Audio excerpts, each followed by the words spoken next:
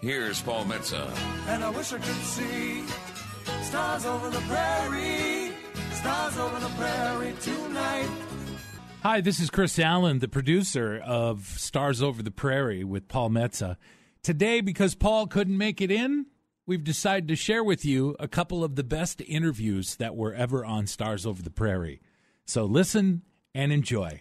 My next guest is a man who wrote for the Minneapolis Star-Tribune for years. There's a great story on how we met in the early 1990s, and he will correct me with the dates. I was down at my local watering hole, Eli's Bar down on 12th and Hennepin, and there was this great weekly, it was 5 pieces, 5 weeks in a row, that this writer by the name of John Tevlin was writing about his wife, Ellen, who was in a coma, how she got in a coma, and then all of her struggles being in the hospital in a coma. And then in the 5th episode, 5 weeks later, she miraculously comes out of this coma. And I had been following this writer for 5 weeks. So I'm sitting at the bar having my martini, Tito's, dry, straight up, 1 olive, and sit next to this guy. And I was telling him about this incredible series of articles I just finished in the Star Tribune. And I'd seen him in the bar before. We never really chatted. And I said, yeah. He said, you really got to check it out. It's just phenomenal writing. And he said, I wrote that. And with that, I would like to introduce you to the man that said that to me, the great John Tevlin. Johnny, how are you this morning? Good morning, Paul. How are you? Good. Do you remember when we met? Yes, I do. And it's funny, I hear your resume on there with author and musician and everything, and I just knew you as that guy at the bar. I wear several hats in this world, John. You do, Tevlin. yes, a lot of hats, more hats than most. Well, John and I have gotten to be very good friends over the years. We're going to hear his whole story, but he recently came out of retirement to write an article about his experience with ketamine therapy and how it helped pull him out of depression after the death of his lovely wife, Ellen, who I also got to know and was very good friends with. And we're going to hear more about that. But, John, let's go back to that time we were on the bar stool with our good buddy, the late, great Jimmy Reggae, the bartender, of course, Eddie Nagel, who was the proprietor. And what year was that 5-week? It was actually around 2001, I believe. Okay. Yeah, so I think 2000 is when she went into the coma, and I think by the time I finished the story, and it was 5 parts, I think it might have been 2001. Let's go back a little bit before, and I want you to tell my listeners about that article because it was so powerful. But you grew up, you went to high school with none other than Prince. Right, I did. Minneapolis Central for just 1 year. Yeah. But he was there. He was in my geometry class and played football for a short while. I was out against him as I played wide receiver, and so did he.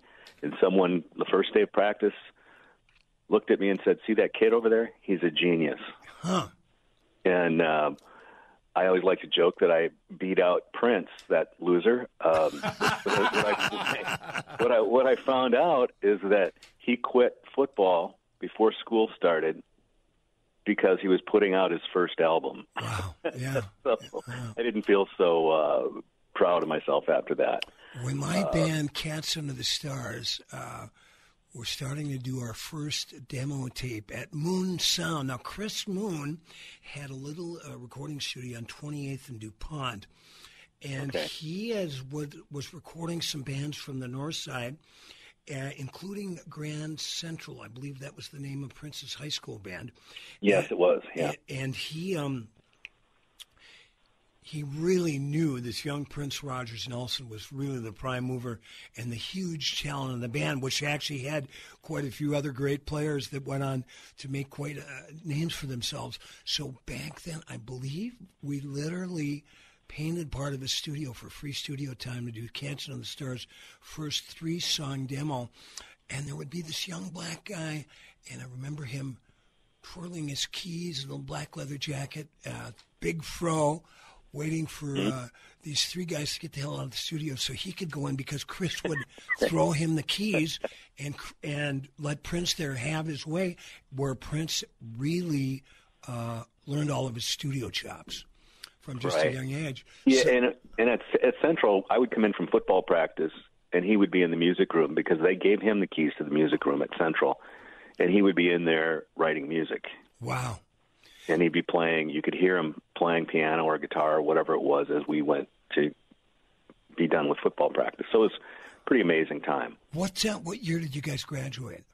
It would have been 76. Okay. I ended up moving up north with my parents, but so I didn't graduate from Central, but I went there my first year. Did you ever play hoops against him? No, I did not. Okay. No. I heard he was pretty good.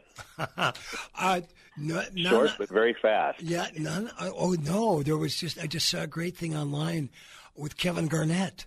Yes, I saw that. Yeah, just bragging about how what a hoops player Prince was. Doesn't surprise me. Very coordinated guy. Anybody that's seen him in concert over the years ago, my God, great athlete. Great yes, he was. athlete all the way around. Well, let's talk about John Tevlin. How you got into journalism, and I'm going to brag a little bit. Not only I want to brag about our friendship. In fact, you were up. I've got a steady Wednesday night gig here in Duluth at the Blackwater Lounge every Wednesday from 6 to 8, and I was so happy to see you and your gal Irene showed up about 6 weeks ago. It was such a great time to.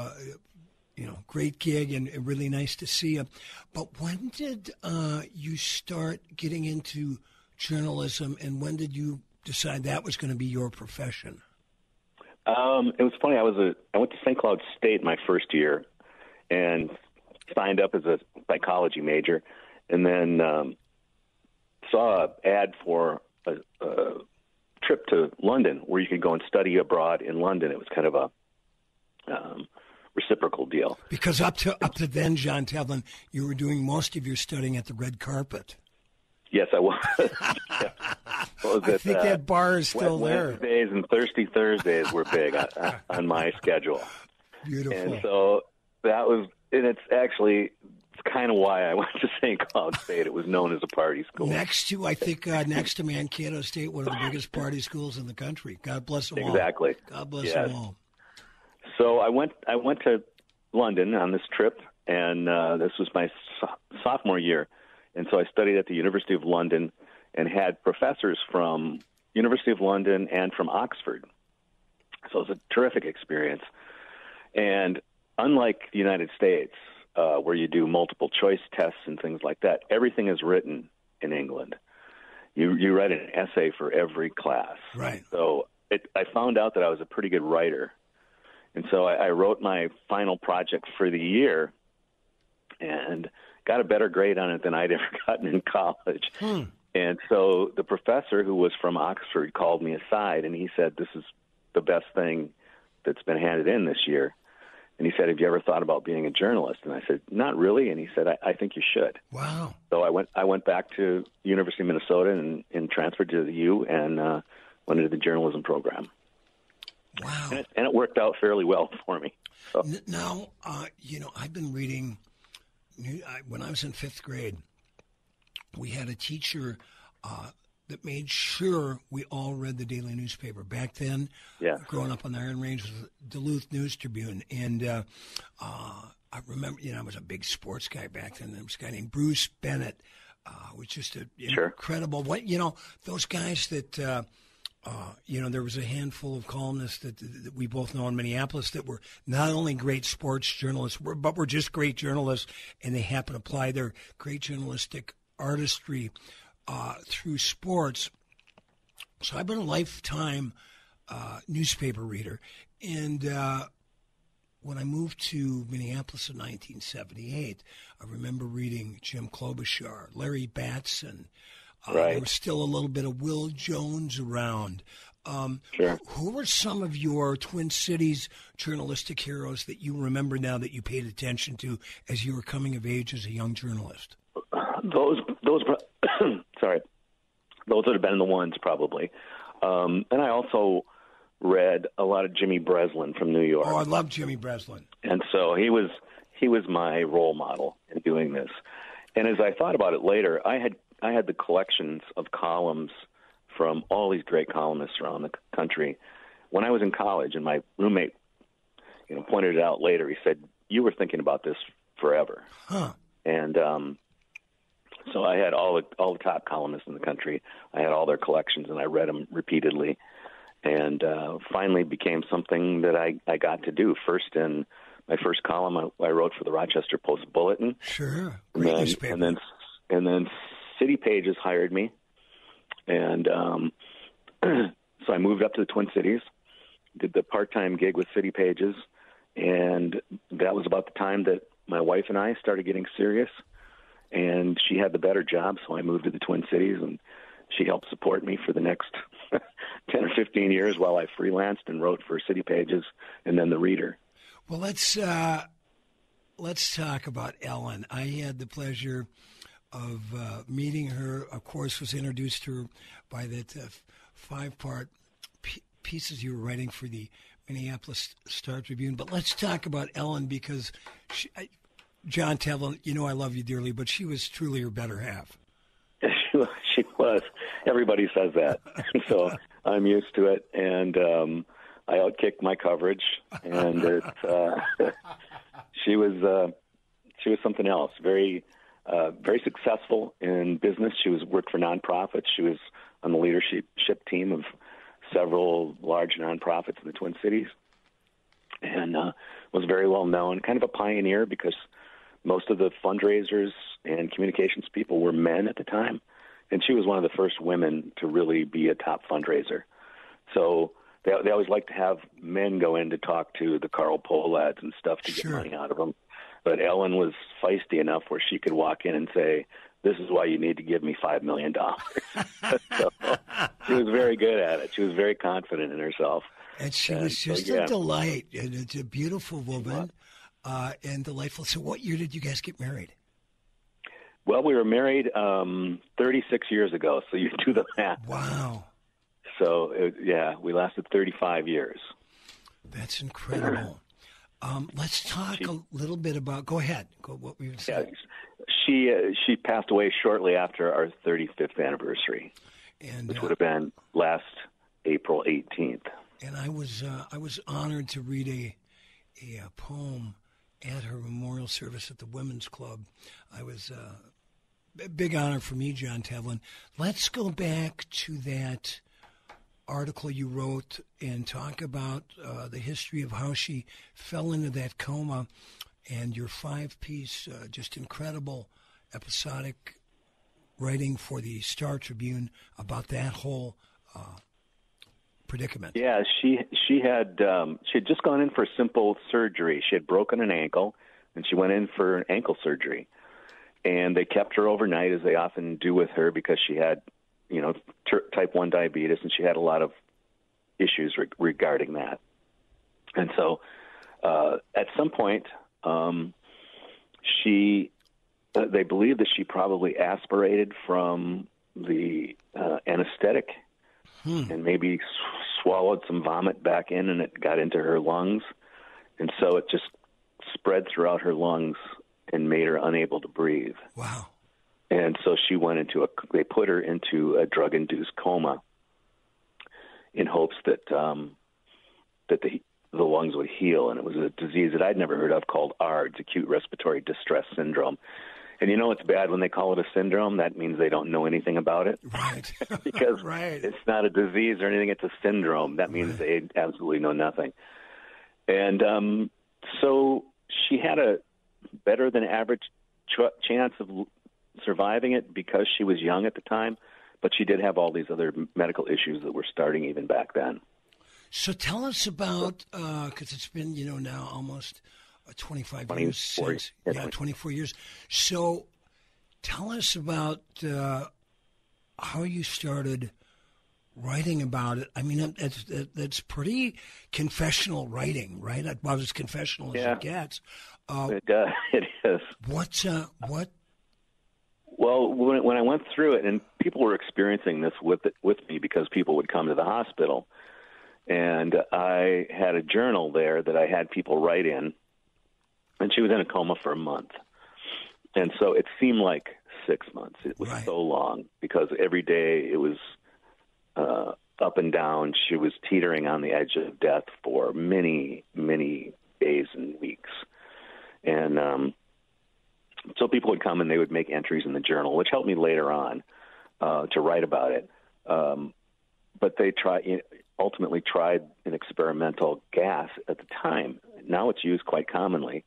It's called nitric acid. I believe you could even buy it in a can or aerosol form. But it helps with it helps open the blood vessels in your body, and so it was kind of a last ditch attempt. They had given her last rites. Wow. They had asked if they could try this, and so I sat down with a bunch of lawyers and doctors, and I said yes. There was really no choice at the time because her oxygen saturation was in the 70s, which is you're not going to live very long. Right. And they were actually surprised because they expected by then that she probably had some brain damage. And but we tried the nitric oxide, and the whole family was there when it happened. And I asked the pulmonologist, I said, how long does it take when we know? And he said, 5 minutes. He said, we'll know if it's going to work or not. And he came out and pumped his fist, came out of there, and he said, yeah, her sats are back up into the 90s. Wow. And so they were able to just keep her alive, barely, and then they would turn her, the bed would turn over so she'd be face down, and they'd move her lungs around and things like that. It was a very intensive process, but in the end, they kind of slowly were able to wake her up. And I remember walking in one day and just saw her sitting up, and she looked at me in the bed, and I couldn't believe it. And the two interns that had been working on her case were standing at the bedside, and they were both crying. Wow. Because they did not, yes. And it's interesting because one of them, it made her really want to go into this career. The other one, it really made her not want to go into this career. Right. Because it was too emotional for her. Oh, for sure. And so, and I went over to the bed, and I showed her a calendar, and I said, you came in here. I flipped the month over, and I said, it's this day right now. And she looked at me, and she was completely shocked. So she was out the whole time. And so I worked through it. And at one point, or shortly after that, after she survived and got back home, friends started saying, you should really write about this. This is pretty remarkable. And so I finally kind of got persuaded to make a pitch to the editors, and he read my outline on it, and he said, take 2 or 3 months off and just write about this. And so I went back and talked to the nurses that were had taken care of her. And one of them, Kathy, it was her name, sat down with me and went through the records to see what happened on what day and what they were doing and what they were writing. And as I found out, they also write, besides all the stuff they do to keep her alive, they keep a journal of the behavior of the family members. So we got to one point, and she goes, we're going to skip over this. And I said, no, we're not. And it was uncanny how much she had figured out about me and about Ellen's sisters and who was using whom for information. And it was not flattering at all. Right. We were a mess. And I had at one point told them to kick out her sisters. Wow. Kick them out of the hospital. So I had her copy that part of it off, and I kept it in my billfold for years, just in case I ever needed it. No, I totally get it. When my father was in a coma right around the corner here at St. Mary's for about 6 weeks, in what years was that? I believe the early 2000s, 2002, I believe. As you know, for those, so many of us never really spent a lot of time, thank God, in hospitals. And so when you have a family member, and especially in someone in a coma, and there's really no, you really don't know where it could go. And, of course, you can always assume the worst. But I remember when he was on the 7th floor at St. Mary's, which was intensive care, he was in great hands. And Right. Amazing. They had such great care. All the nurses and doctors. Go down to the 6th floor, it's a totally different story. You're on your own. Right. And You're on your own. I remember a friend of mine said, get to know the chaplain. Get to know the chaplain, because that's going to be your connection to your medical help. But I remember one time, John, when Dad showed a little bit of improvement, and we took him down to the 6th floor, but he could barely talk. I had to feed him, and he was in his wheelchair. And I was literally asking the hippie janitor, I'm going, I can't get any really beat on what's going on with my dad. I said, you work here every day. I said, what do you think? But you understand what I'm talking about, John, right? Yes, exactly, yes. And it's kind of a mystery, and they keep things from you, and they keep things from other people.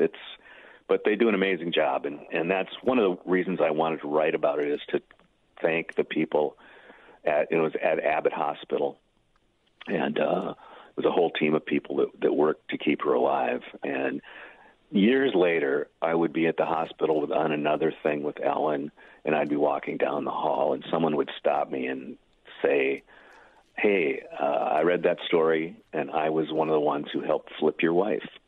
Oh, wow. The nurse say that, yes. Wow. I had someone actually at Eli's bar. I looked over, and I saw a table full of nurses, and I saw that a couple of them had been working with Ellen, and I recognized them. So I called Jimmy over, and I said, see that table in the corner? I got their meals. Well, nice for you, John Devlin. I was able to give a little bit back to him. Oh, good for you. Well, we're going to hear the story. We're coming up on a break with John Tedlin, how he wrote about his recent experience to get out of depression with ketamine therapy. And he just wrote an article, took him out of retirement, about the whole process for the Star Tribune. So we'll be back with John until the rest of the hour on Stars Over the Prairie. So stay tuned. Say, you're looking for a getaway here? Go up to Grey Wolf Lodge on Pelican Lake, a little bit north of Orr. We've got a great deal worked out with Stars Over the Prairie. If you're looking for a great place to stay and kind of walk back in time to their 8 cabins, and they've got room for families as well. They've got mini golf. They've got a one-hole golf course. They've got great fishing up there on Pelican Lake. They got paddle boards, canoes, and kayaks, saunas, and 45 acres of park lake grounds. You're going to love it. It's like walking back in time, a real resort experience. Grey Wolf Lodge, Grey Wolf Lodge. You can Google them and call them at 1-800-840-9653. 1-800-840-9653. Mention Stars Over the Prairie and get 10% off your stay. You're going to love it. It's right down the road from the Vince Schutte Bear Sanctuary, where you can watch all the bears come in at dusk to eat, and there's dozens of them. Every day deserves a superior beer. Earth Rider Brewery's decorated brewers hand-select hops that lend citrus notes to the crisp and easy-drinking Superior Pale Ale. Visit Earth Rider Brewery's Cedar Lounge Taproom on the Working Harbor in Superior for their award-winning flagship and seasonal brews on tap and to go. To find out much more about Earth Rider Brewery events, join the mailing list and locate Earth Rider beer near you at earthrider.beer. Hold fast. Coming to Earth Rider in the Cedar Lounge tonight, Charlie Parr and Lanu and Eldred Snow and the Wintry Mix. For tomorrow, Boss Mama, the Sunday Strum Day. Service Industry on Monday, Bingo Beer and Gear at the Cedar Lounge. And then on Tuesday, Jumpsuit Tuesdays, Weekly Residency, and Superior Siren Cedar Sessions. That's coming up on Wednesday. It's all at earthrider.beer. Hey everyone, the Great Lakes Candy Kitchen is now open for its 18th season. They are located on Scenic Highway 61, 10 miles north of Duluth in the town of Knife River. They are third and fourth generation candy makers that use copper kettles to make their delicious caramels, fudge, brittles, and my personal favorite, chocolate-dipped hot air. Check them out and also make sure to try their famous Nutty Ice Cream Bar. The Great Lakes Candy Kitchen in downtown Knife River. Grow your savings faster with Bell Bank's new Elite Money Market Savings Account. Earn 4.33% annual percentage yield and access your cash when you need it. Switch to higher rates and start saving for the future. Visit Bell.bank to learn more and open a new account today. $25,000 minimum balance required to earn advertised APY. Bell Bank, member FDIC. If you're looking for a great hang in downtown Duluth, I highly suggest Carmody's Irish Pub. They're located at 308 East Superior Street, open Tuesday through Sunday. The host and hostess are Eddie and Liz. Eddie is a retired Chicago cop. If he happens to be in the club when you're there, talk to him. He's got more stories than I do. They've also got a great jam session every Tuesday night from 8 to 11 with Bruce Woodman. So if you're a musician, tried and true, that has been out there playing and just want to go try out some new stuff, go down and hang out with Bruce and the crew. Or if you're just up and coming, bring your horn or your stringed instrument or just want to sing. Go sit in with Bruce Woodman every Tuesday night at Carmody's Pub, 308 East Superior Street. River City Records and Books, voted Best Record Store of 2023 in the Twin Ports by the Duluth Reader, has in stock thousands of new and used vinyl records, from classic rock to punk, grunge and metal, to hip-hop, rap, and jazz, reggae, and dub. Thousands of books, CDs, DVDs, Blu-ray, and VHS. Also a large selection of cassettes, comic books, and music magazines. Stop in and see them at 1814 West Superior Street in the friendly Lincoln Park Craft District. Open 9 to 7, 7 days a week. Start a garden.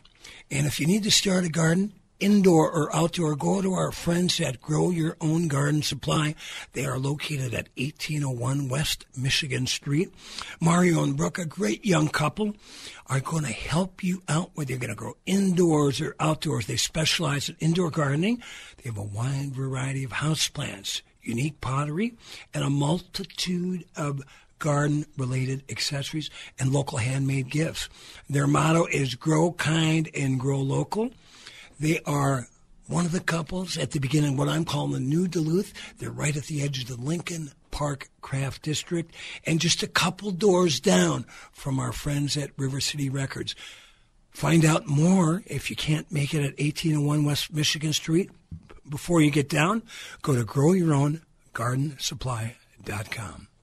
Stars over the prairie, KDL Radio. And now, here's Paul Metsa. Hi, this is Chris Allen, the producer of Stars Over the Prairie with Paul Metsa. Today, because Paul couldn't make it in, we've decided to share with you a couple of the best interviews that were ever on Stars Over the Prairie. So listen and enjoy. Welcome back to Stars Over the Prairie. This is your host, Paul Metsa.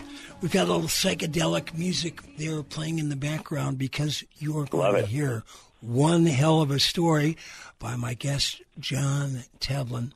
If you just checked in, John was a longtime writer for the Star Tribune. We've known each other for almost 25 years. He was recently pulled out of retirement to write an article that my friend Sonny Earl sent me. He's a big fan of John, says you got to read Tevlin's back in print. And it was an article about John's recent experience after the loss of his wife Ellen a little over a year and a half ago. He went into a deep depression. He turned to brand new ketamine therapy to deal with it and had really surprising and positive results. So, John, let's go back a little bit and talk about after first of all, tell us about that great last trip that Ellen was advised not to take. This speaks a lot to her character.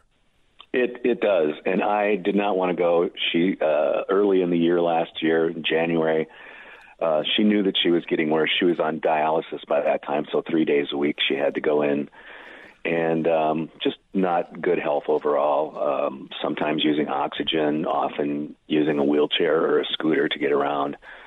And she said, I have two things I want to do before I die. I want to redo the kitchen for you because you won't do it. And she was right. And she said, and I want to go to Savannah. I really never knew why she wanted to go to Savannah. She'd been there for like one night, and she just liked it. Right. And so we booked a house and went to Savannah. I looked at, she was in the hospital with pneumonia, and we were supposed to leave in 2 days. And I looked at the doctor, and I said, we shouldn't go on this trip, right? You know, thinking the doctor's going to back me up. And the doctor looked at Ellen and said, if I told you that you could die on this trip, would you still go? And she said, yes. So the doctor looked at me and said, I think you should go. Wow. So we went, and we had a really good time. I booked 2 months. She lasted about 6 weeks.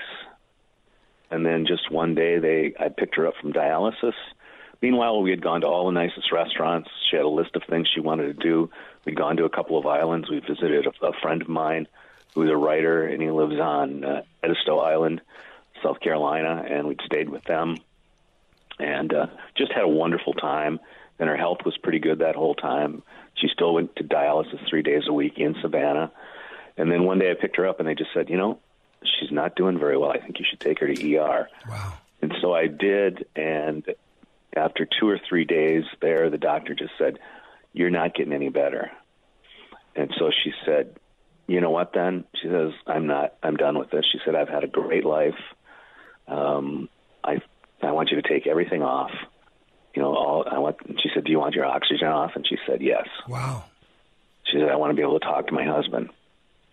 And so they took it off, and they took all the IVs out of her arm and everything, and then she said, and where's the morphine? So yeah, right. They gave her a big shot of morphine, and I said, you know, how long is it going to take? And they said, we don't know, but you'll notice her oxygen slowly dwindling. And that's exactly what happened. I sat with her through the night, and when the sun came up in the morning, I looked up and saw her oxygen go from 92. Slowly, the needle dipped down to 77.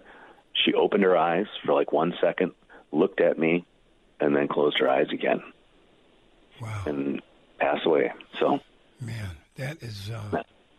So we were down in Savannah at the time, and the doctor said, what are you going to do? I said, well, we've talked about this. I'm going to have her cremated, and I'm going to send her home. Wow. And she says, wow, she planned this down to the minute. And I said, well, she said 2 nights ago, she asked me if we'd gone to all the restaurants that we'd had on our list.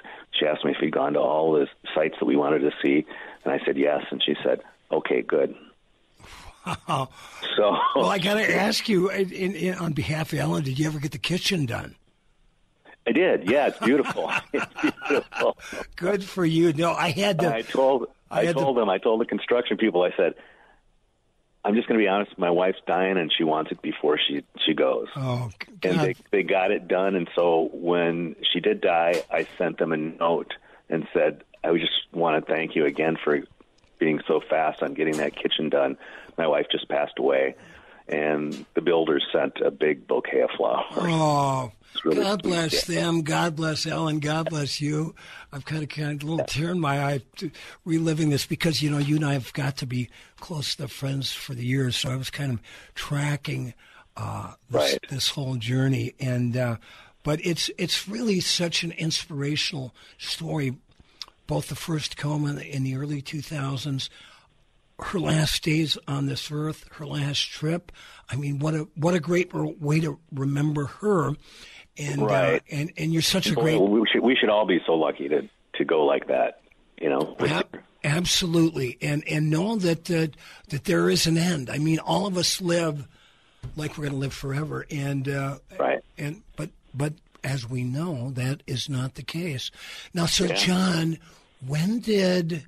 I'm sure you had the strength to get through getting her cremated, getting her body back. Right. When did and planning the ceremony, I think, too. You know, that I knew that I had something to do, and so I got through that, and there were people around helping me. And so I planned that. Ellen had picked the songs before she passed, and she picked Tom Petty's I Won't Back Down. And to close the ceremony, it was Wild Thing. So, I remember, and it was everybody sang along to that one. Everybody sang along, yeah. And so it was really beautiful. But it was after that point, people start to disappear from your life. Sure. And you're all alone at home. And I would walk down the hallway and burst into tears, knowing that when I opened the door, there'd be nobody there. Right.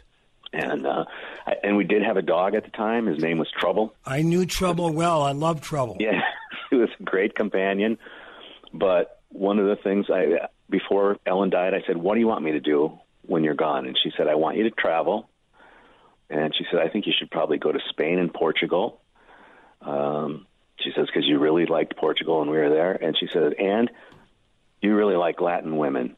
And so maybe you can meet somebody." So she was trying to set me up. God, even before what a woman. What away. A woman. And so I did that trip, and it was okay, but I was very lonely, cried a lot during the trip. Came back, still tried to travel, went to Puerto Rico, and was just miserable. I just was all alone, and I never felt more alone. So I came back, and I was really low. I was really depressed. It was just repetitive thoughts about her death and about her illness that I could not get out of my head. And that's what they call them, ruminations. And I had tried drugs, standard depression drugs, and I tried psychotherapy. And so I was doing both at the time, but it got worse and worse, actually. I thought it was going to get better. I went to a grief group that I met weekly with, and it just wasn't working. And so I went to the doctor for an annual physical, and they always hand you one of those sheets to fill out about your mental health. Right. And you mark it off, and you mark, how you're feeling from good to crappy. And the doctor took a look at it, and she looked at me, and she said, "Do you own a gun?" Wow. And I said, "No, but I can get one in an hour." Yeah, right.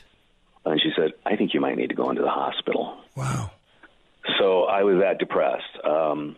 I did still have a sense of humor, because they said, "If you're on your deathbed, is there anything that would give you comfort?" And I said, "Selma Hayek." Tevlin, you never lost your sense of humor. God bless you. No, I never did. And so, I had the doctors in the psych ward laughing. Right. But they actually are the ones, when I went there just for a day, I went in there and talked to them, and it was a very weird experience. And they came in and said, with your platform and your abilities, we hope that you will write about this somehow. Huh. And this was before I'd thought about ketamine at all. And so I said, thank you. That was kind of their remedy for me, was to write about it. I said, because you could help other people. So after that, I realized I had to do something, and I had a happenstance, a conversation with a woman that I roomed with in Bogota, Colombia, way back in the 80s, Pablo Escobar days. And I taught English as a second language down there, and she was my roommate. And she found out that Ellen had died, and she knew I was probably hurting. And so she called me up, and we had lunch.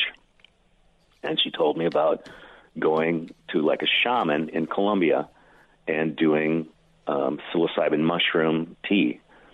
And it was after she had a bad breakup with her husband. And so she said, and it really helped her depression, and she wondered if I would consider doing something like that. And I said, well, I'm not ready to go to South America right away. But then I was talking to someone else, and they said, I know a person, I have a friend of mine who has a clinic in Eden Prairie, and they use ketamine, because that's been legalized. It had been legalized a couple of years ago to be used in treating depression and particularly PTSD Sure. and grief. And grief, it has been very successful. So a lot of first responders and soldiers have used it. And so I went out there, did the interview, and decided probably the alternative of doing nothing was not going to end well. And so I did it, and it was wild. So walk us through the process. So first they did an interview with me and did a physical, make sure I was healthy. He asked about previous drug use, asked if I'd ever used psychedelics before, and I said yes, that I had in college. Asked if I had any bad experiences, and I said, well, I know for sure that you shouldn't take LSD and go to the London Zoo. Because that had been an experience of mine that did not go well, particularly since we got locked into the zoo. At closing time, we couldn't find the exit. Right. And they kept announcing the zoo is now closed. Well, of course, the animals know that, and they know that it's feeding time. Right, so they go absolutely crazy. They go crazy. And we're running around, and the birds are cawing, and the monkeys are jumping out of their bars. And so that was and some are real, and some are real monkeys. Some are monkeys, some are not. So I'd had some experience with it. He said, I think you're a good candidate. And so we did, and I came back in a week or so and went into a nice quiet room, sitting in a big lounge chair like I am right now. I had a blanket and some pillows, and he was with me. He was the doctor in charge. And then I had a psychotherapist who I'd seen about a week before to talk to her through it. So she knew me. And then she accompanied me, and the doctor came in and gave me the shot. And about 2 minutes later, I started feeling all kinds of weird. Mm-hmm. And I even said out loud, I said, this is really weird. And I'm a writer, so I'm trying to think of ways to describe it. So I was very frustrated because I said, I can't describe this. I've never seen it before. And so it was mostly colors and patterns, a lot of geometric shapes floating through my eyes. And I had a mask on so I couldn't see, and I had headphones on with, like, exotic music. So everything that was going on in my head because there was no distractions whatsoever. And so it was all in my head, and I just went on this wild trip. They gave me 2 more shots to keep me under for longer, because the longer you're under, the longer it lasts typically. Sure. And so I was tripping for probably 3 hours or so. Wow.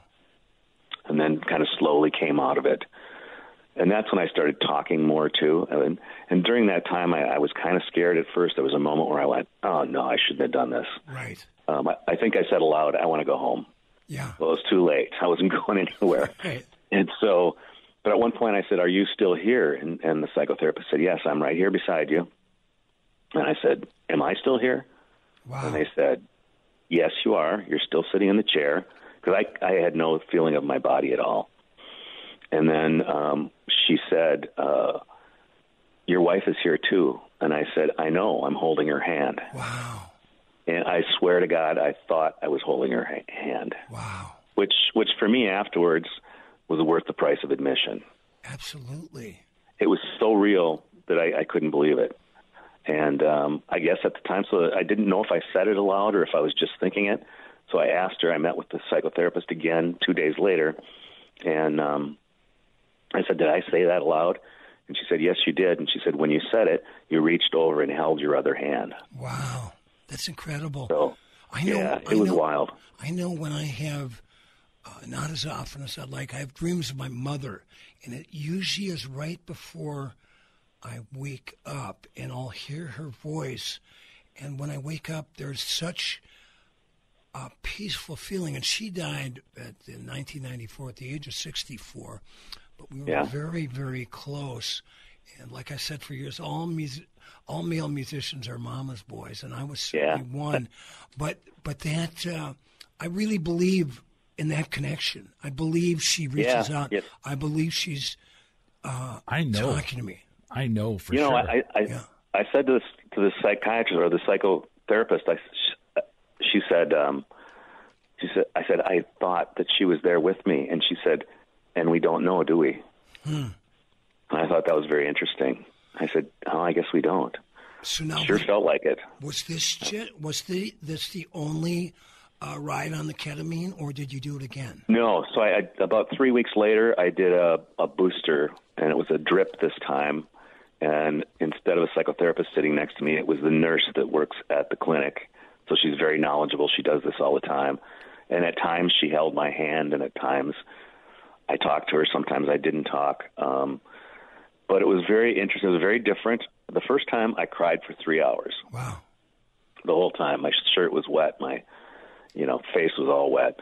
And the second time I didn't cry at all. In fact, I smiled quite a bit. And I guess when there was some music was hitting a crescendo, I kind of put my arms in the air like a victory lap. Yeah, sure. And the strangest thing that happened was in the first session, it was all instrumental music. There were no lyrics. And the second time, after a couple songs, I began to hear lyrics. And they were very clear to me, and I could see them scrolling by my eyes, basically. Really? And I thought, this sounds a little familiar, but is this Lionel Richie? I don't know who it is. I don't like Lionel Richie. Right. But it was positive messages. It was like, you've seen the darkness, you're coming into the light, various things like that, all kinds of things. And But so after I came... But it was just instrumental music, but you were hearing... I was hearing words. Really? Yeah, which I didn't know until I woke up. And also during that time, a very interesting thing, I had just a flash for a couple of seconds, a picture in my mind of Ellen holding hands with the woman I had just begun dating.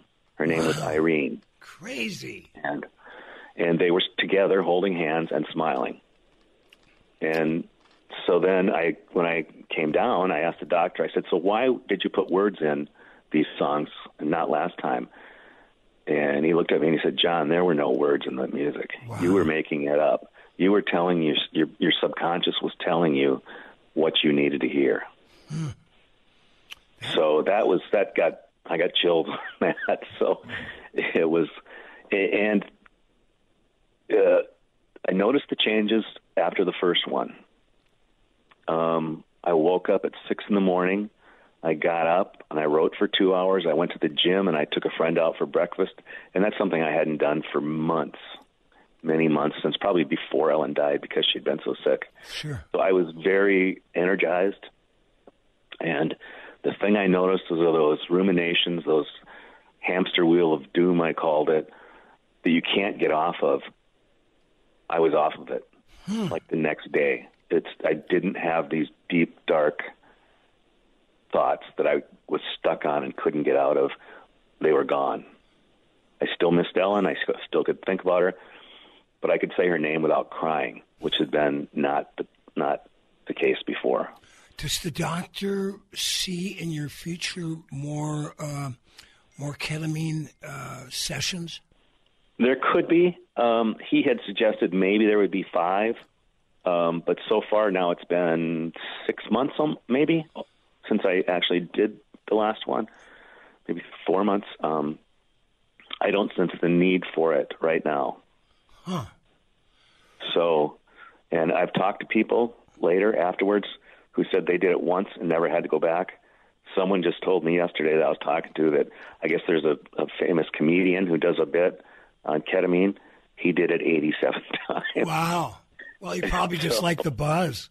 I think he just liked the buzz. Well, but he did. He also says it changed his life, and I hear that from a lot of people. And it's so strange because it's hard to understand why that would cause you to think differently. But it seems to just open up pathways in your brain that allow you to think differently about things and just look at them in a different light. Like, I don't have to think this every day. And this, I don't have to. You know what? Interesting, John, because I was such a fan. Always been a fan of your writing. And so this article that my buddy Sonny Earl sent. That appeared, just a couple of weeks ago in the Star Tribune? Was it last Sunday, I believe it was. Okay. Yeah. Is this opening the door for more John Tevlin bylines? We'll see. I enjoy doing it. I think when it's something that I feel strongly about, and of course, when I talked to an editor at the Star Tribune, they said, we can't pay you much. And I said, that's not why I'm doing it. I'm doing it because I think people don't know that this is possible and it might help somebody. Well, you covered the Metro for years, and I remember getting a phone call from you several years ago about the hotel in my hometown of Virginia, Minnesota, Yes. that were hosting swinger parties once a month. Yes, they were. And I love my hometown, but I believe I gave you one of my golden Metsa quotes, and I said It was beautiful. when you Go ahead. when you told me about the swinger parties once a month that I believe was bringing in like tens of thousands of dollars that weekend. It was a big group. Every month. They filled the hotel, yeah. They filled the hotel, and I said, well, when you asked me about it, it would surprise me. I said, but it sounds like it took the virgin out of Virginia. Exactly. Yeah, it sent the town into a panic at one point when someone figured out that there were people getting together in that hotel that they didn't know about. Hey, whatever brings money to the Iron Range, I'm all for. That's right. John Tevlin, this has been such an incredible conversation, and of course, I always love seeing you or chatting on the phone. I can ask you whatever happened to Trouble? Trouble the dog. Trouble passed away when I was in Spain. Oh, okay. He did. Right the day I left, I was in Madrid, and I got a phone call.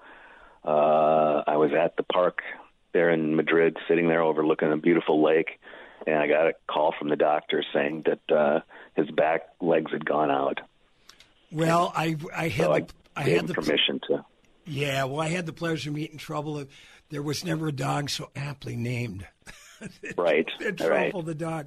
Well, Johnny, we're going to wrap it up on this end up in Tiltown. And by the way, Paul, I'm still dating Irene, who I met right at the time of the ketamine. So it's been 6 months. Yes, and I dedicated "She Belongs to Me." She belongs to me. Her, yeah. Which I believe you said had the great line of something about, "But you're a walking antique."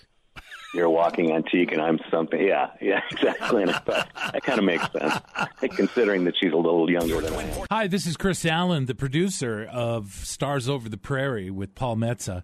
Today, because Paul couldn't make it in, we've decided to share with you a couple of the best interviews that were ever on Stars Over the Prairie. So listen and enjoy. We're so excited to have in the studio. Just got here, my old friend Charlie Parr. Charlie, how are you, brother? Let's Paul, shake. man, it's good to see you. I'm glad to be here. Oh man, we are so happy to see you. I couldn't be happier to watch your career from those times. And boy, I'm trying to think, when was it? When I was running my little artist's corner at Maze Lax there in bucolic, northeast Minneapolis, Tuesday nights. Yep. I had about $150 to spread around between 4 or 5 musicians. Of course, we had burgers and beers, and there'd be this guy that drive down in the middle of the winter from Duluth, and he'd play, and he looked like a 9th grade geography teacher. He had little wire-rimmed glasses and short hair and a white shirt, and a very meek and mild guy, and he had this National steel guitar, and he blew my mind. Occasionally, Charlie, I would dig into my pocket to give a little more gas money. I was so impressed with your music, and so now watching you for, 30 years, I guess? Yeah. And as a folk singer myself, I go, Charlie Parr, who I just read about in Rolling Stone magazine, right? You've got a record out on Smithsonian Folkways. Yes. Long Live Mose Ash, right? Yeah. From Folkways Records. And you played the Newport Folk Festival. I mean, that's like kind of the triumvirate of folkydom. So I want to congratulate you on all your success, but I know how hard you work. Well, thank you, Paul. I appreciate it. And, and I had, like, from you and a lot of other people, I had a ton of support, and, it's because when I got started, I wanted to play so bad. It wasn't an issue to drive 130 miles to play a gig. I didn't even think twice about that. Right. I just wanted to play. Well, and I remember, we're going to talk about our hero, mentor, friend, Spider John Kerner here in just a little bit, because I know you miss him as much as I do, and we're crushed by his passing as much as I am. But I remember, do you remember we did that Ashland Folk Festival 6-7 years ago with John and you and my harmonica player, Sonny Earl. I'll never forget Kerner. Sunday in Ashland, Wisconsin, all the liquor stores are closed. And occasionally I'd like to have a little taste before I go on for the throat. And I said, John, you don't happen to have a pint or half pint? And he had this, it would be the kind of pint that it was plastic that you would carry around when you're fishing, because if it fell overboard, it would float. It would float.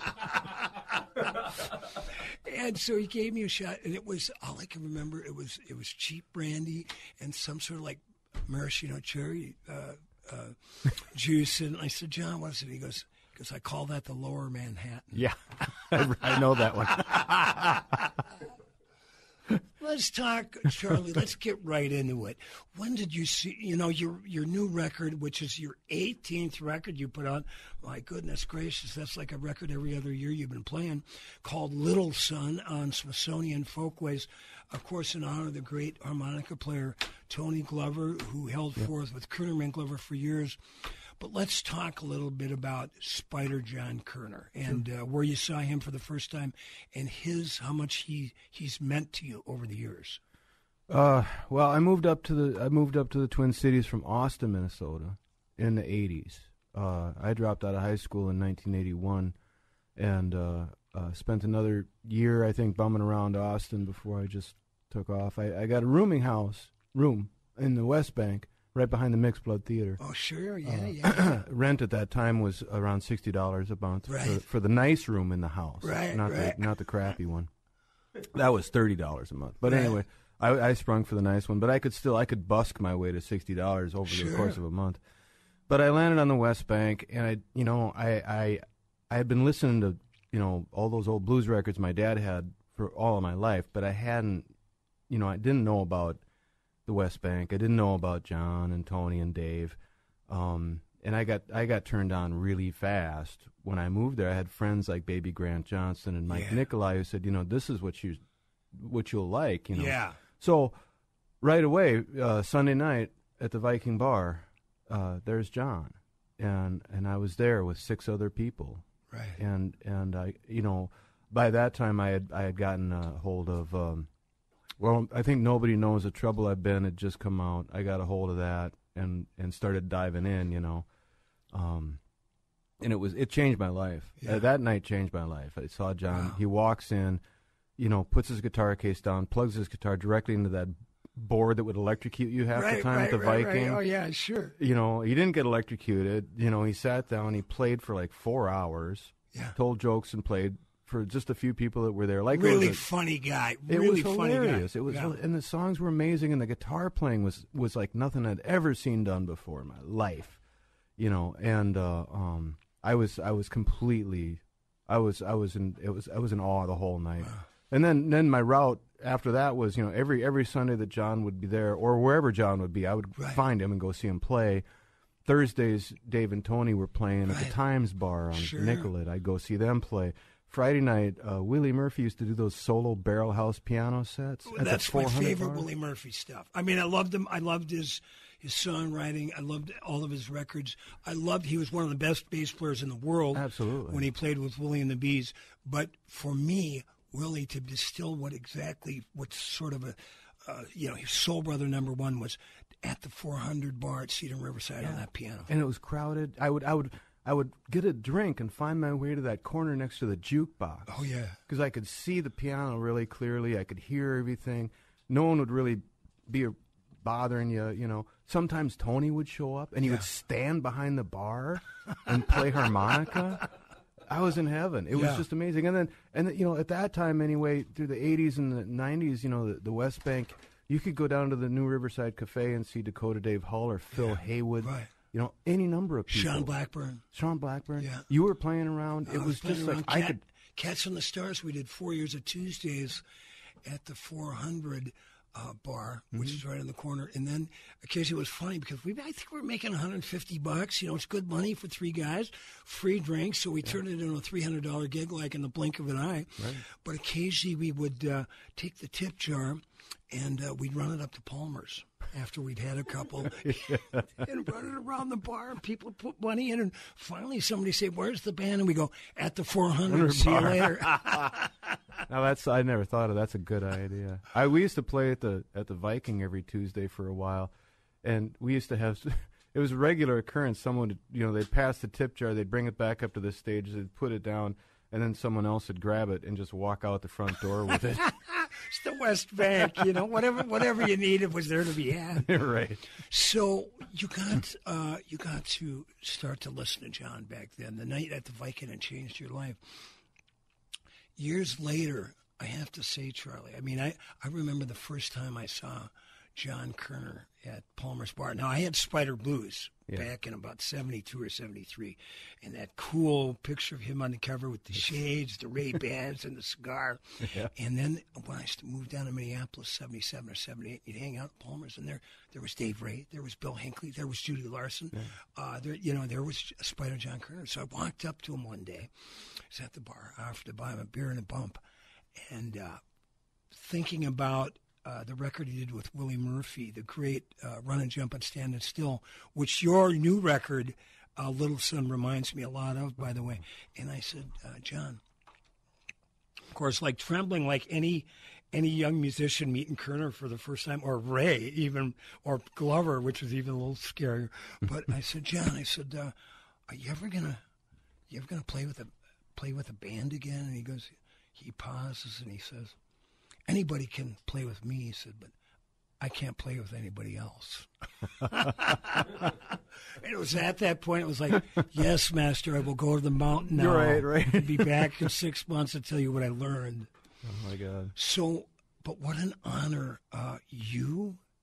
He gifted you his 12-string guitar. Yeah, he did. Well, it was about a year and a half ago now, he called me up, and he explained to me that the last time I saw John play in public was at Tony's Memorial. Right, me too. I think that might have been the last time he played. That was the last time he performed in public. And afterwards, we're backstage together, and I was, I'm trying to articulate to the man, what him and Tony and Dave, right, and all these musicians meant to me, and I can't do it. Obviously, and I have called them for years the Holy Trinity. Totally. And he said to me, he said, "Well, I think I'm done. My friends are gone now." Wow. And I didn't, at the time, I didn't really think too much about it. I tried to say something consoling. It was a hard night. It was an honor for me. It was a very hard night. But that was the last time I saw him play. And then I had seen him after that, and we talked for a little while, and he said he felt like his hands had Alzheimer's. His brain knew what to play, but he couldn't get his hands to shape what he wanted. Right. And he was he was an idiosyncratic guitar player. Yeah. He was a cipher. He was one of one, the way he played. So I figured that if he couldn't get it to sound like he wanted to sound, he was probably just going to stop. Right. And then he called me up a year and a half ago, and he said he didn't want these guitars just sitting around. He had 3 guitars. He had a 9-string that he had given away in New England. Walked off the stage. He said he was quitting music forever. Gave it to a guy in New England and moved to Denmark. Right. And then years later, the guy shows up in Boise, Idaho, and gives it back to him. I've heard that story. It's incredible. I know. And so he had that one, which I think that one's at the Plow and Stars, hanging on the wall. His Epiphone is currently on display at Palmer's in that beautiful case they made for it. And then the third one was the Gretsch that had been a 6-string and had been converted in Florida to a 12-string. Yeah. And that's the one that he gave to me. It must have just knocked you out. I was completely flabbergasted. Yeah. Tell us, before we ask you to play a song, Charlie Parr, just tell us about, if let's say a Martian came down from outer space and they go, "Mr. Parr, tell us about American music in the sky, Spider John Kerner." How would you describe him to a complete stranger or an alien or whoever? Well, it'd be tough without a knowledge of of the history of music, because the thing that John taught me the most is, he's a walking embodiment of the folk process. Yeah. In everything. Right. So he's taking in folk songs and like masticating them and then reproducing them as Spider John songs. Yeah. The songs that he covered were so unique, and the way he wrote songs was so unique. There's really almost nothing else like it. But to me, he embodied what Pete Seeger said about folk music. Because he was an active participant in the process, even the guitar. With all the modifications. Yeah. Nothing. These songs and guitars are all just like tools to get to the next step. If when no one knows anything about John, that's kind of what I say. This is someone who is so unique. You kind of have to sit down and listen for a little while. You'll hear his influences, but it takes a little longer because he's completely disassembled. That Louis Armstrong version of St. James Infirmary blues that he does. He's the one that starts that CD you gave me. He disassembled that, and then suddenly it's a Spider John song. Right. Well, he did it all with so much authority. And God, I was thinking, Charlie, when he passed, I go, how many times have I seen Spider John? I go, once a month for 40 years. I remember one of the simple pleasures. You lived on the West Bank. I spent a lot of time on the West Bank. One of the simple pleasures of my life would just be standing on the street, watching Kerner walk across the street with his guitar in a case. Yeah.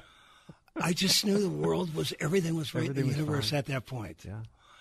Now, what did, God, well, and I just got a call, and I believe we're both honored. We're going to be playing the Spider John Memorial at the Caboose on June 23rd, so we're looking forward to that. I was so honored when MJ, Dave Ray's widow, who's an old friend of mine, called me. I said I couldn't be happier or more honored to be invited. Same. But would you like to play us a song? I can, yeah. Great. We've got the great Charlie Parr in the studio. His new record out is called Little Sun, 18th record. And then we're going to talk to him about, he told me a great story back at the Ashland Folk Festival, how it's when he's driving from town to town, he likes to stay at truck stops in his van or his car, whatever he's driving, and he occasionally will put his burrito on the engine to heat it up when he's about 45 minutes out of town, depending. Yeah, it depends on the weather. But not only are we going to get Charlie Parr's musical history and songs, we're also going to get some cooking tips from Chef Charlie Parr. I can do that, definitely. All right.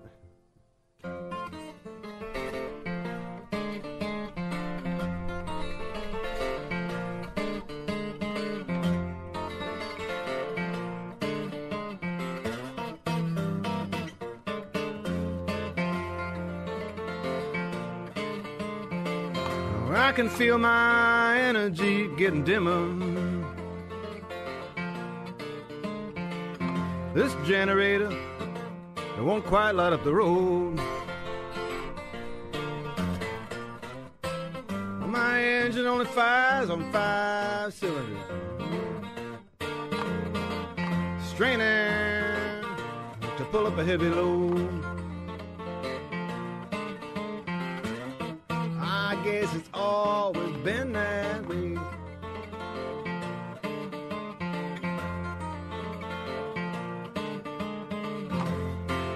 $20 watts, that's what's needed. Oh, I'm making about 7 on a good day. Everybody's gonna have to be patient.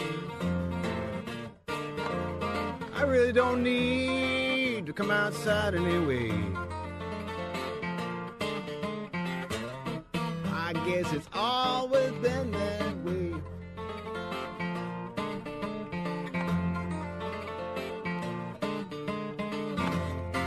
Oh, my room is situated in the corner. I can see 3 directions from my chair. It's a box canyon apartment in the city. No one can sneak up on me there.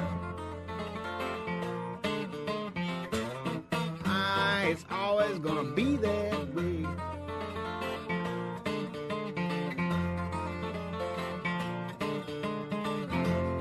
There ain't no need for you to be lonely.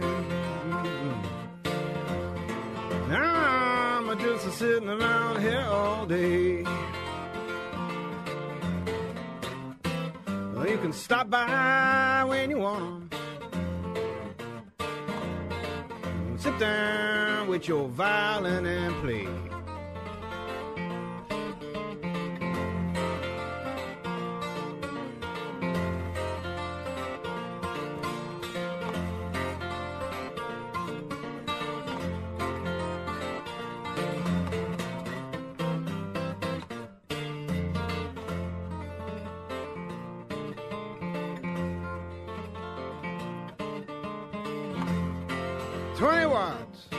That's what's required. Well, I might be up to 10. I'm gonna sit on the stoop and watch the traffic. And I might not ever get up again. I'm gonna sit on the stoop and watch the traffic. I might not ever get up again.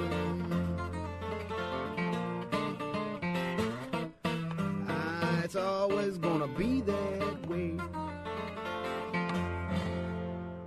Oh, yeah, that's, oh, man, Charlie Parr. Say, you're looking for a getaway here? Go up to Grey Wolf Lodge on Pelican Lake, a little bit north of Orr. We've got a great deal worked out with Stars Over the Prairie. If you're looking for a great place to stay and kind of walk back in time to their 8 cabins, and they've got room for families as well. They've got mini golf. They've got a one-hole golf course. They've got great fishing up there on Pelican Lake. They got paddle boards, canoes, and kayaks, saunas, and 45 acres of park lake grounds. You're going to love it. It's like walking back in time, a real resort experience. Grey Wolf Lodge, Grey Wolf Lodge. You can Google them and call them at 1-800-840-9653. 1-800-840-9653. Mention Stars Over the Prairie and get 10% off your stay. You're going to love it. It's right down the road from the Vince Schutte Bear Sanctuary, where you can watch all the bears come in at dusk to eat, and there's dozens of them. Hey everyone, the Great Lakes Candy Kitchen is now open for its 18th season. They are located on Scenic Highway 61, 10 miles north of Duluth in the town of Knife River. They are 3rd and 4th generation candy makers that use copper kettles to make their delicious caramels, fudge, brittles, and my personal favorite, chocolate-dipped hot air. Check them out and also make sure to try their famous Nutty Ice Cream Bar. The Great Lakes Candy Kitchen in downtown Knife River. Grow your savings faster with Bell Bank Certificates of Deposit. Earn 5.31% annual percentage yield on a 7-month CD. Switch to higher CD rates and start saving for the future. Visit bell.bank to learn more, view all our current rates, and open a new CD today. $500 minimum balance required to earn advertised APY. May be penalty for early withdrawal. Bell Bank, member FDIC. If you're looking for a great hang in downtown Duluth, I highly suggest Carmody's Irish Pub. They're located at 308 East Superior Street, open Tuesday through Sunday. The host and hostess are Eddie and Liz. Eddie is a retired Chicago cop. If he happens to be in the club when you're there, talk to him. He's got more stories than I do. They've also got a great jam session every Tuesday night from 8 to 11 with Bruce Woodman. So if you're a musician, tried and true, that has been out there playing and just want to go try out some new stuff, go down and hang out with Bruce and the crew. Or if you're just up and coming, bring your horn or your stringed instrument or just want to sing. Go sit in with Bruce Woodman every Tuesday night at Carmody's Pub, 308 East Superior Street. River City Records and Books, voted best record store of 2023 in the Twin Ports by the Duluth Reader, has in stock thousands of new and used vinyl records, from classic rock to punk, grunge and metal, to hip-hop, rap, and jazz, reggae and dub. Thousands of books, CDs, DVDs, Blu-ray, and VHS. Also a large selection of cassettes, comic books, and music magazines. Stop in and see them at 1814 West Superior Street in the friendly Lincoln Park Craft District. Open 9 to 7, 7 days a week. Start a garden. And if you need to start a garden, indoor or outdoor, go to our friends at Grow Your Own Garden Supply. They are located at 1801 West Michigan Street. Mario and Brooke, a great young couple, are going to help you out whether you're going to grow indoors or outdoors. They specialize in indoor gardening. They have a wide variety of houseplants, unique pottery, and a multitude of garden-related accessories and local handmade gifts. Their motto is grow kind and grow local. They are one of the couples at the beginning, what I'm calling the New Duluth. They're right at the edge of the Lincoln Park Craft District and just a couple doors down from our friends at River City Records. Find out more if you can't make it at 1801 West Michigan Street.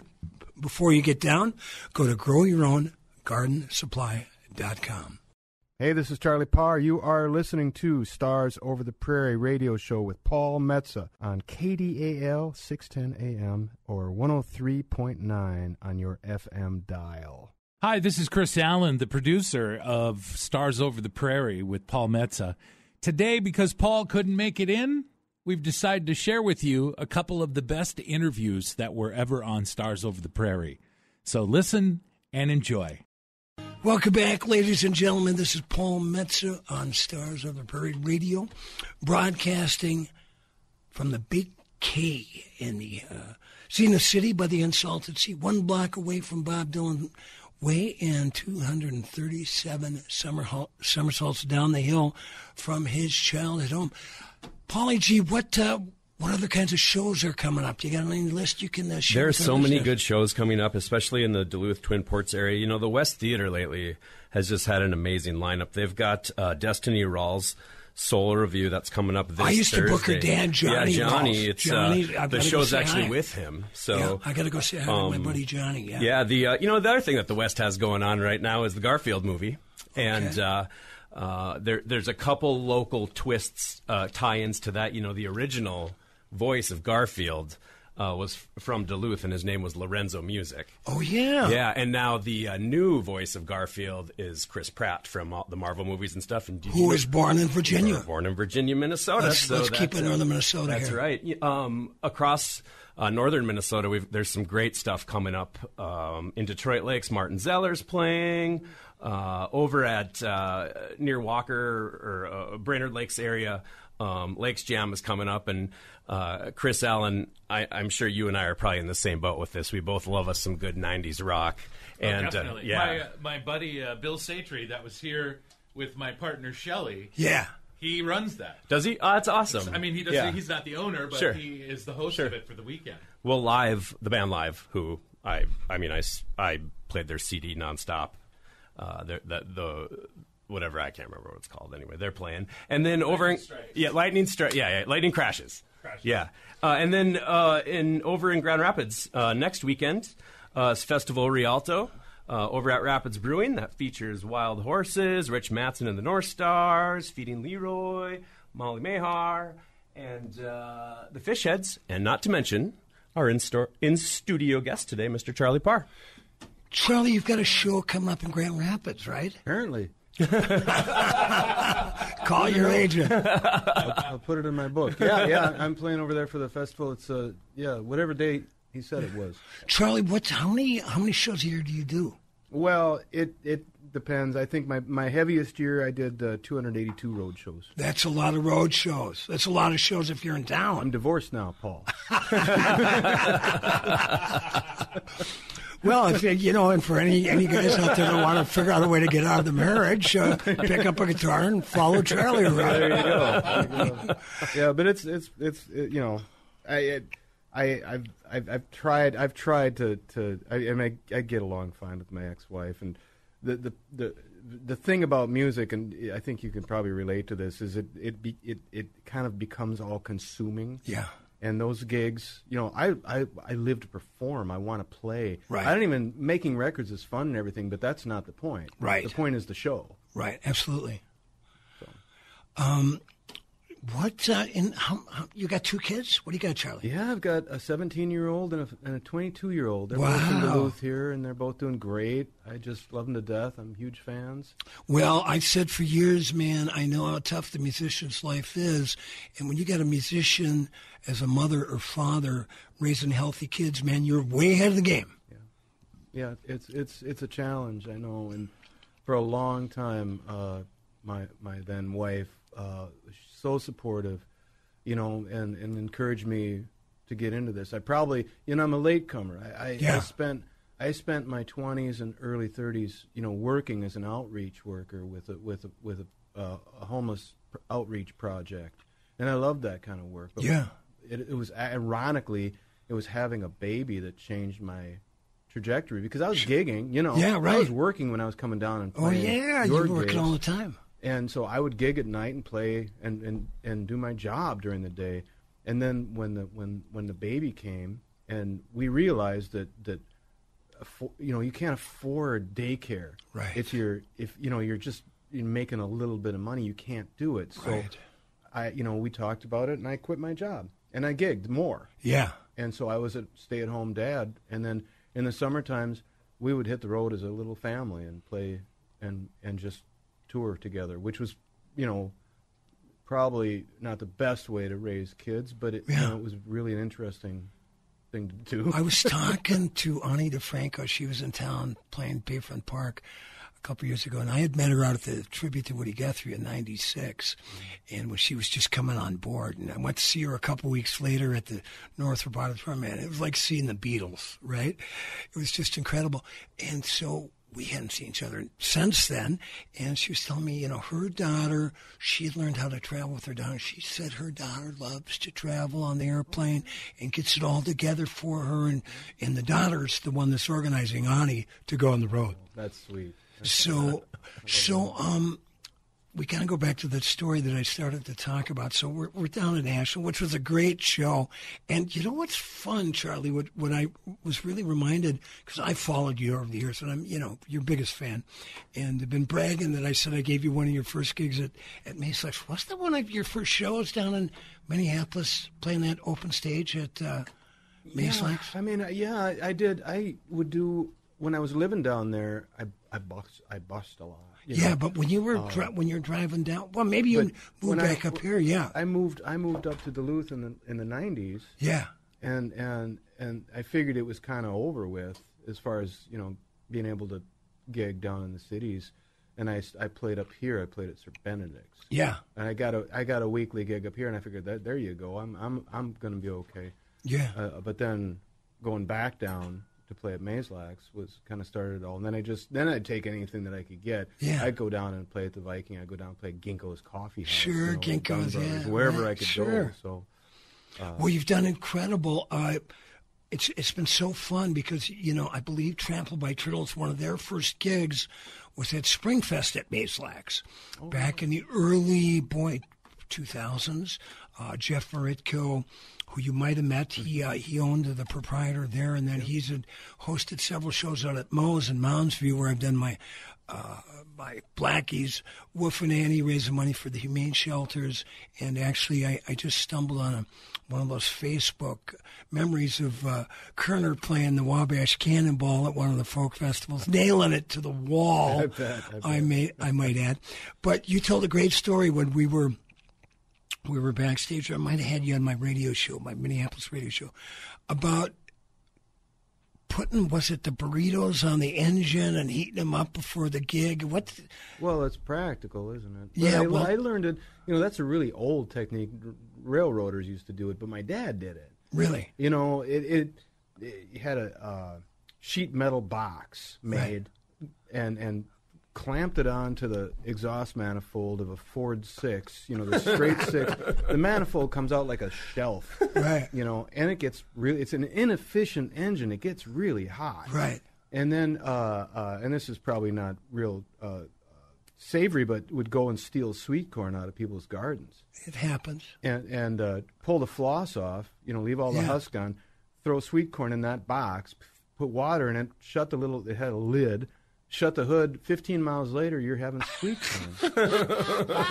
You got to put out a cookbook. And you need to put out a cookbook. And then when I started touring, I'm like, you know what touring is like. You never get a decent meal. If you want to, anything they have in a truck stop is probably going to give you a heart attack. Yeah. So what I was doing is, in venue, especially for folkies, venues are nice. They feed you. People want to feed you. I take all the food I can get, wrap up all the leftovers. I travel with Tupperware, Yeah. Wrap up the leftovers. The next day, which you get up in the morning. I get it. You get Charlie Parr's own line of Tupperware for on the road. I'm gonna take over your marketing here, Parr. I've got a lot of ideas. You get up in the morning after the gig, you find yourself at wherever you wake up at, and I would travel with a package of tortillas. And whatever you had the night before, whether it's beef stew or lo mein, wrap it up in that burrito, wrap it in tin foil, and depending on the vehicle, I had a little wire harness usually works best, and you wire that burrito to the exhaust manifold. You got to wire the burrito. I've been saying it for years. Yep. And then you just kind of, if you know, there's a couple of variables, the weather. How hot it is outside, stuff like that. If it's, how far you're going. And, if you stop for gas, you check your lunch and see how it's doing. And it depends. If I have leftover pizza, that's just stupid easy because I stop and get gas. First thing I do is pop the hood and throw that pizza on the manifold. Get my gas, go inside, use the restroom, get my coffee, come back out. The pizza's hot. Now, what about? I know you like to. You had a really cool ride the last down in Ashland. I remember it was really a cool color green. But you sleep in your truck a lot when you're on the road, correct? All the time. Yeah. You can't afford anything. Yeah. And hotels are expensive. Plus, if you're gigging, you're playing till at least like 10, 11, maybe 1 in the morning. Yeah. You go to the hotel, and if you're out west, if you're traveling out west, you've got 6 to 10 hours of driving ahead of you. Yeah. There's no way that it's worth it to rent a hotel room for 5 hours worth of probably not the best sleep you've ever had. Right. So I usually travel in minivans or station wagons, try to get good mileage. Years and years and years ago when my son graduated to a big boy bed, he had a memory foam mattress on his junior bed. I'm like, well, this is memory foam, dude. I'm taking this. It fits. You're on the floor, son. Yeah, it fits in every vehicle I've ever had. So when we upgraded him to a regular bed, I've still got the old dinosaur sheets that he had on as a kid. Oh, that's incredible. And it's gone with me in every vehicle. And I sleep like a baby. The thing is, you have to find a place to sleep that you're not going to get the knock on the window. Yeah. Or hassled or anything like that. And I've been pretty lucky. I've been able to figure out places that I feel safe. A lot of the times, if the venues know what you're doing, they will offer up a parking spot. Do you ever get, when you're at one of those truck stops, a little pretty lady knocking on your door? No. I deliberately will. You don't want to park. There's certain places in the truck stop you don't want to park. Okay. You don't want to do certain things with your lights when you stop. You just. Oh, okay. I got it. There's a code. There's a code. I learned the code, not because because I talk to people. Go to the truck stop and I'm trying to use all the facilities and I'm not a truck driver, so I'm in there saying, "Hey, I want to wash my clothes." Right. And the truck drivers, super friendly group of folks. Yeah. They will almost always say, yeah, and they'll tell this guy's with us, he'll wash his clothes. And then they told me all about this stuff. When you come in, don't blink your lights. Don't, park over there. Don't park over there. All the little weird rules of truck stops. Paulie G, now you're a married guy, so if you're ever out there on the road, write these tips down. I don't want to see you get into trouble. Get pulled over by some handy small town cop. Charlie, what has been your favorite van up to this point? The best van you had? The best van I had was actually a little tiny cargo van. It was smaller than a minivan, but it looked like a Sprinter in miniature. and it was really good. What was it, a Toyota? Or No, it was branded as a Dodge, but it's actually a Fiat. Sure. Oh, cool. And I drove the wheels off. Yeah, I of bet that. you did. And I had the back all tricked out. There was no windows in the back. It was all panel, and so it was insulated. Had solar. It was just like a little tiny camper. It was a cocoon. And I like that a lot. Those are hip these days. I finally got it to the point where it would cost too much to fix it. Sure. And I ended up finding a used Toyota Sienna. Sure. Which is fine. It gets pretty good mileage and it sleeps pretty comfortable. It's also, since it's a mom van, it's very invisible. Yeah. And I like that. I don't want to attract any attention to myself. I don't want the big white cargo with the ladder racks on the top of it. I want something really quiet, and no one's going to think twice about it. Practical at its best. Yeah. We've got Charlie Parr in the studio, and we'd be remiss if we didn't ask Mr. Parr to play another one. Could you play something off your new record, Little Sun? You can play whatever you want, but that's a gorgeous record, by the way. Thank you. Yeah, I can. That last one, too, that was off of Little Sun. That was called 10 Watt. And then I'll play this one's also off of the record. This is called Stray.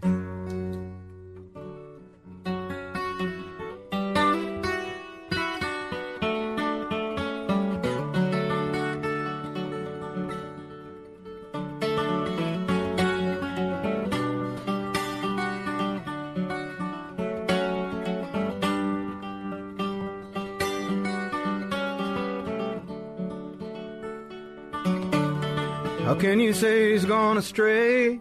The days find him alone, always miles from anywhere, never finding his way home.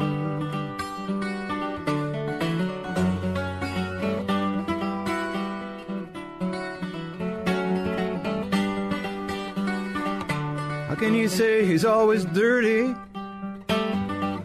Well, he's got nowhere to wash.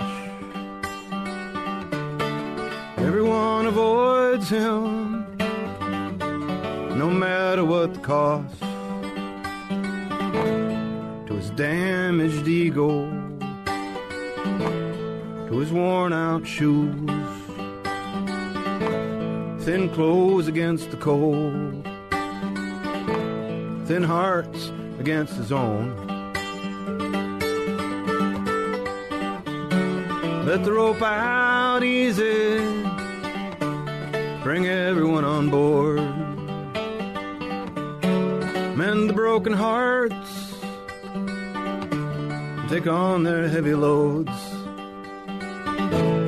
Take on their heavy loads, and take on their heavy loads. Mend the broken hearts, take on their heavy loads.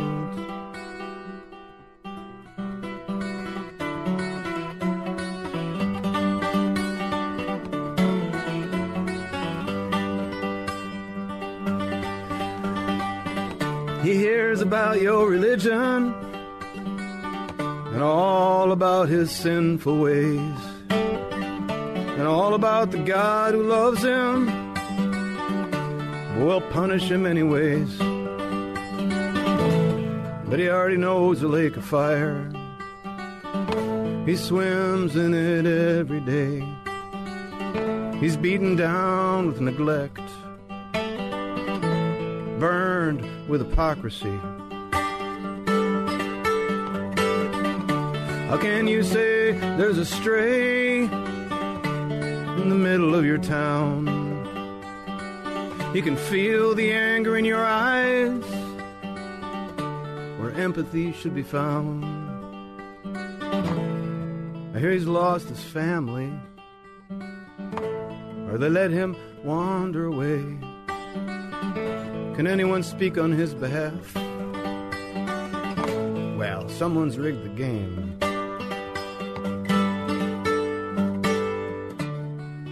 Let the rope out easy, bring everyone on board.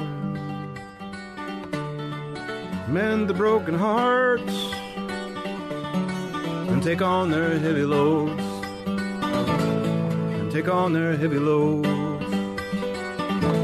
And take on their heavy loads.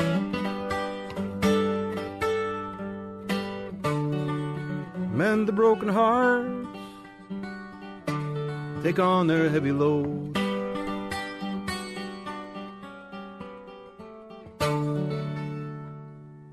Very nice, Charlie Parr. Thank you, Paul. I appreciate On that. Spider John Kerner's old 12-string. Doesn't get any cooler than that. So, tell us about, you've been to Europe several times, correct? 13. 13 times? Yeah, I'll go back in September and October this year. That'll be my 14th trip over. Wow. So. You drive by yourself over there? It depends. This time I'm going to. The last time I actually did not, and the time before that, I did public transportation, which was really, really, it was great. It was really challenging, and it stressed me out a lot. So this time I'm actually going to borrow a van from a buddy of mine in Holland, and I'm just going to drive. Mikkel Beckman is coming with me, so right. he and I are going to do that together. We did that fun book show. You both had books out last fall in St. Paul. Yeah, that guy gets around, man, isn't he? He's doing some kind of hiking some trail now in Spain or something. Scotland. Yeah, Scotland. He's just finishing up. He made it across the moors, and he's heading for home in a couple of days. Well, give him my absolute best. We've got just a few more minutes. I can't be. Oh, do we got to talk about one of our great sponsors, Paulie? Yeah, G? Again, we just want to say, if you really enjoy these, in studio performances and these interviews that we're having with just amazing artists on Stars Over the Prairie, please support our advertisers because they make this show happen. One of the really cool ones that we're happy to have on board is Grow Your Own Garden Supply in Duluth's West End. They have high-end gardening products for plant cultivation, and they'll help you with anything that you need if you need advice or tips on how to grow your own. And they have lots of good gifts and other things in their store. Brooke and Marios are amazing, and they have an appreciation for music in their own right. So they've got a lot of friends in the music community throughout the state of Minnesota, and they're on the corner of 18th and Western Michigan in the west side of Duluth. And you can check out all their stuff at growyourowngardensupply.com, and grow kind and grow local. Charlie Parr, I had my radio show down in Minneapolis about a year ago. I was talking to the band Story Hill. I don't know if you bumped into those gentlemen or not. They've been around for 30 years, and they came from Bozeman, came to Minneapolis by way, I think, Carleton College or St. Olaf. Got their thing going in Minneapolis. Then now both live back in Bozeman. But they were saying between Charlie Parr, our good buddy Al Sparhawk from Low, and Found by Charles, Duluth is like a thing now. Yeah. Have you found that out? I mean, people, it's like, I've always, I'm from the Iron Range. I've always loved Duluth. But I have to give you and Al and the Turtles great credit for spreading the word. Let's not get it so famous because we've got enough people already. Yeah, that's the truth. But what did you love about your years in Duluth and coming and visiting your family up here? Well, when I came up here, the music scene up here was in full swing. And one of the first people I met when I got to town was Al Sparhawk, and just how much kindness and support he showed me and introduced me to folks, and everybody was supportive and kind. And we'd have, it's not a big town, it's not a huge place, so we would have, they'd invite me to come do shows, right? And it'd be me and maybe the Black Eyed Snakes, maybe the Dames, If Thousands, ambient music, Mary Bew, just the Crew Jones, it would be such a weird mix of music throughout the evening, and everyone loved everything that was happening. Yeah. And we all loved each other, and we all felt supported and happy to be together. It was the best kind of like erasure of genre that I've ever experienced in my life, because too many times shows are programmed to be, we're just going to do, fingerstyle guitar players for the next 4 hours. Right. But those shows, everyone was invested in and really, really interested the whole evening, because every time you turned around, something different was happening. Right. And I loved that. And that's, I love that. Duluth still feels that way to me. It still feels like we're going to support all this stuff because we're just not big enough to ignore anything. That's a great way of putting it. And what I have found, I'm doing my Wednesday nights at the Blackwater, 6 to 8. And, people that know I'm there, a lot of people that stumble, and it's really fun because a lot of people that are up visiting from Minneapolis just stumble into me. I bumped into a woman a couple of weeks ago. She goes, "I haven't seen, the last time I saw you was 1985 at the 400." And I said, "Well, I'm still." When people ask me, Charlie, it's probably you're getting to that age where it's like, when they bump into me and they haven't seen me, and they go, "Metsa, are you still playing?" I go, "I'm too old to join the FBI." Yeah. Yeah. Maybe retire from what? Exactly. This has been so much fun. We got a few minutes left. Let's talk a little bit about what we got coming up for you. Mr. Parr, play us out. Next week, we have the Divas, the Andrews sisters from the Iron Range, and then two of the original members of Whiskey River celebrating their 50th anniversary. I know, Paulie G., you're a big fan of the River Boys. Whiskey River. Well, I'm a fan of. I'm a little less experienced in life than some folks who are the fans of the Whiskey River, but I appreciate their stories. There are a lot of local stories about Whiskey River, and we're going to be sharing some of those, and maybe there are some that we'll share that we probably shouldn't. And two, like we said earlier, if you've got anybody that you think would be a great guest on Stars Over the Prairie, or you're interested in coming on board as a sponsor, a business, a festival, whatever you got going on, just get a hold of us at studio@starsovertheprairie.com. Charlie, it's so great to see you. It's funny because we bump into each other like every so often for 30 years, but it feels like I've known you forever. It does, yeah. It's always good to see you, Paul. It's really a pleasure. Who should be on the lookout for? Who are you listening to? Who are some names we should know about? Who are the good musicians out there? There's so much wonderful stuff out there. I'm a massive fan of Jake Fussell. Who's that? Jake Fussell is a guitar player. He's from Virginia, around the Virginia area. He's he's one of these kind of folklorists, bringing in music and kind of like John, making it his own and putting it back out there. His records, I'm finding, are just amazing. Miriam Gendron from Canada, amazing guitarist and singer. I love listening to her music. She just put out a new record.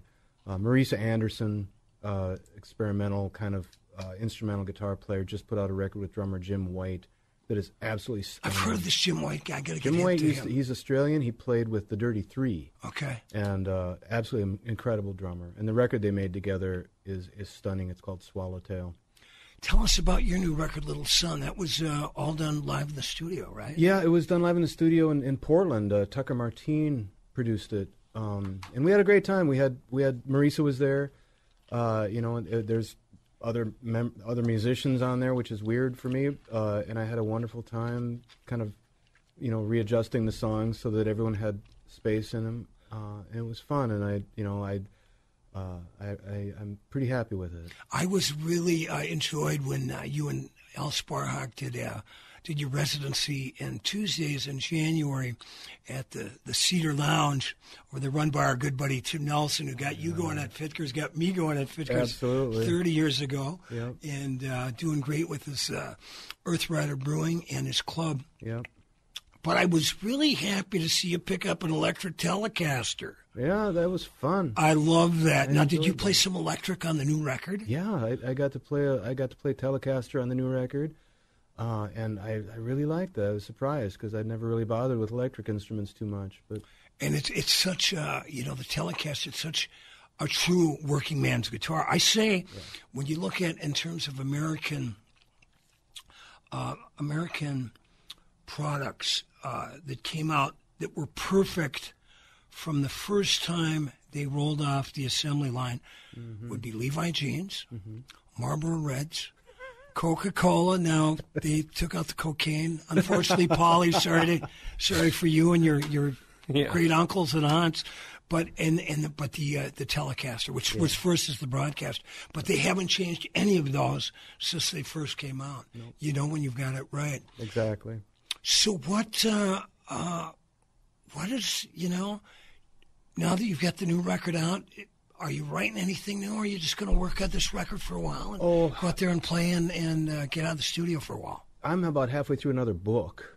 Okay. Another book of fiction. What's that about?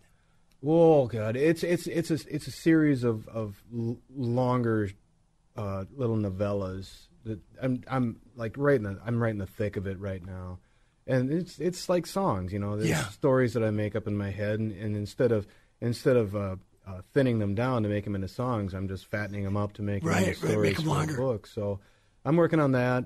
Next year there'll be some new music, but I'm planning on an instrumental project.